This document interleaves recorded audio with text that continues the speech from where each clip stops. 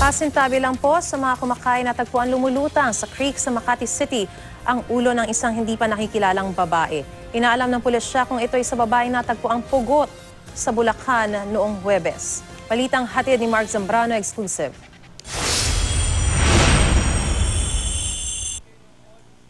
Palutang-lutang ang ulo ng di pa nakikilalang babae sa creek na ito sa boundary ng Barangay Pitogo at Barangay Pinagkaisahan sa Makati City. Ayon sa construction worker na si Rodel Drese, kinukumpuni niya ang retaining wall ng creek nang mapansin ang ulo. Akala ko ulo ng manikin. Tapos nang nilapitan ko, tumakbo na ako kasi ulo ng tao eh. Agad namang rumisponde ang Makati Police. Isinilid muna ang ulo sa sako hanggang dumating ang soko. Hindi raw ito pwedeng patagalin sa tubig dahil baka anurin kapag bumuhos ang ulan. Ayon sa Makati Police, maaring ngayon lang itinapon ang ulo sa creek dahil hindi pa ito kulubot at dumudugo pa. Tinatayang nasa 20 to 25 years old ang babae. Mahaba ang buhok nito at may tama sa may bandang kanang bahagi ng noo.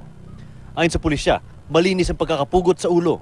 Inaalam naman ng pulisya kung ang ulo ay sa babaeng natagpo ang pugot sa Santa Maria, Bulacan noong Huwebes ng gabi.